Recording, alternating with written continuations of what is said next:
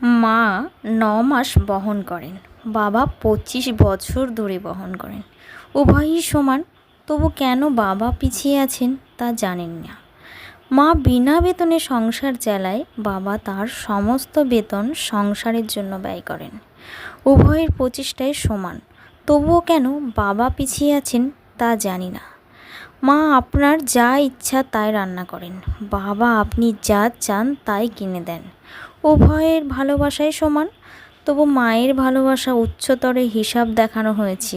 জানি না কেন বাবা পিছিয়ে। ফোনে কথা বললে প্রথমে মায়ের সাথে কথা বলতে চান, কষ্ট পেলে মা বলে কাঁদেন। আপনার প্রয়োজন হলেই আপনি বাবাকে মনে রাখবেন, কিন্তু বাবার কি কখনো খারাপ লাগে না যে আপনি তাকে অন্য সময় মনে করেন না? ছেলে মেয়েদের কাছ থেকে ভালোবাসা পাওয়ার ক্ষেত্রেও প্রজন্মের জন্য বাবা কেন পিছিয়ে আছে জানি না। আলমারি ভরে যাবে রঙিন শাড়ি আর বাচ্চাদের অনেক জামা কাপড় দিয়ে, কিন্তু বাবার জামা খুব কম। নিজের প্রয়োজনের তোয়াক্কা করেন না, তারপরেও জানেন না বাবা কেন পিছিয়ে আছেন। মায়ের অনেক সোনার অলংকার আছে, কিন্তু বাবার একটাই আংটি, তাও বিয়ের সময় পাওয়া।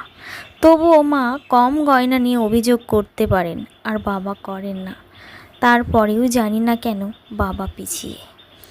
বাবা সারা জীবন কঠোর পরিশ্রম করেন পরিবারের যত্ন নেওয়ার জন্য, কিন্তু যখন স্বীকৃতি পাওয়ার কথা আসে কেন জানি না তিনি সব সময় পিছিয়ে থাকেন।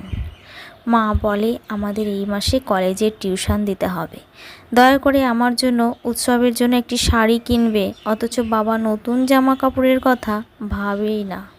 দুজনেরই ভালোবাসা সমান, তবু কেন বাবা পিছিয়ে আছে জানি না।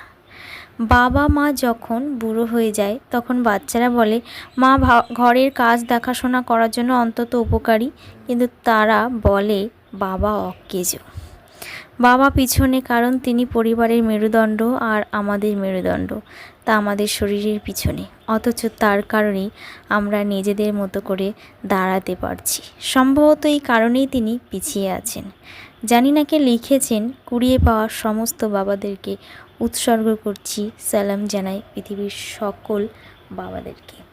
এত কিছুর পরেও আমরা কিন্তু এই বাবা শব্দটাকে যতটা না অন্তর থেকে দেখি, বেশি দেখি মাকে, তাই না? কিছু হলেই মা, সব কিছু মা, কিন্তু বাবাদের যে অক্লান্ত পরিশ্রম আমরা একদমই ভুলে যাই। তাই অনেক দিন পর এই ভিডিওটার সাথে এরকম কিছু কথা তুলে ধরলাম। সত্যিই জানি না কে লিখেছেন, কিন্তু অসাধারণ লিখেছে, ভীষণ ভালো লেগেছে। তোমাদের কেমন লাগলো আমি অবশ্যই জানি না, বাট এরকম ভিডিওর সাথে এরকম কথা বললাম, জানি না কেমন হয়েছে। এই ফার্স্ট টাইম ট্রাই করলাম, অবশ্যই তোমরা জানিও। এই বাবা নামক শব্দটাকে আমরা মায়ের মতোই সমান উচ্চতরে যদি ভালোবাসি, তাহলে দুটো মানুষকে হয়তো আমরা সমানভাবে তাদের সম্মানটা দিতে পারি। কেন সব সময় আমরা মাকে আগে নিয়ে বাবাকে পিছনে ফেলে রাখার চেষ্টা করি? এটা কি একদম ঠিক? আমার মনে হয় একদমই ঠিক নয়। চলো, আজকে অনেক কিছুই বলে ফেললাম রান্না করতে করতে, মানে অনেক মনের কথা বা অনেক লেখা, অনেক কিছু গল্প করে ফেললাম। তা আজকে অনেক দিন পর আমি ঝিঙে আলু বড়ি আর কাতলা মাছ দিয়ে ঝোল বানালাম।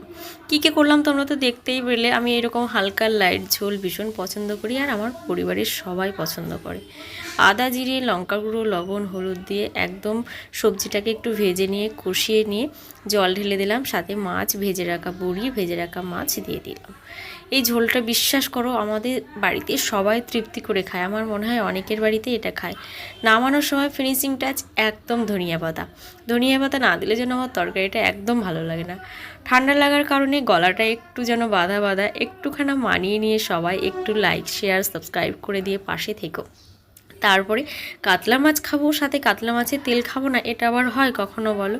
জানি এটা শরীরের জন্য প্রচুর খারাপ একটা খাবার, মানে এটা সত্যি শরীরের উপকার তো হয় না, অপকার হয়, বাট তবু ওই যে মুখের স্বাদে আমরা অনেক কিছুই খাই। আফটারঅল আমরা বাঙালি কিছুই ফেলে দিতে জানি না, ফেলে দেওয়া জিনিসটাকেও সুন্দর একটা রেসিপি তৈরি করতে পারে। তো সেই সূত্রেই এইটাও রান্না করে নিলাম। তারপর একটা তো তরকারি করতেই হয়। মাছের ঝোল আর তেল দিয়ে তো আর দুপুরের খাওয়া হয় না, দুটো তরকারিতে তো আমাদের একদমই পোষাবে না। সাথে আজকে কেউ পারিনি, আমাদের হেল্পিং হ্যান্ড সেও আজ আসেনি, সব নিজের হাতেই একা একা গুছিয়ে করতে হচ্ছে। সাথে কুমড়ো দিয়ে আর নরম শাকের ডাঁটা এটাকে রান্না করছি। এটাও বাড়িতে সবাই পছন্দ করে, আর সাধারণত আমাদের বাড়িতে সবাই না সবজিটা খেতে ভীষণভাবে ভালোবাসে, ভীষণ পছন্দ করে। তোমাদের কার কার বাড়িতে এই ধরনের সবজি দিয়ে মানে সবজি বা সবজি দিয়ে মাছের ঝোল এরকম খেতে পছন্দ করো, অবশ্যই কমেন্ট সেকশানে কমেন্ট করবে। এটা তো আমার ভীষণ প্রিয়, মানে যে কোনো সবজি আমি খেতে ভালোবাসি, বাট এই ধরনের সবজি তরকারি খেতে আমার ভীষণ ভালো লাগে।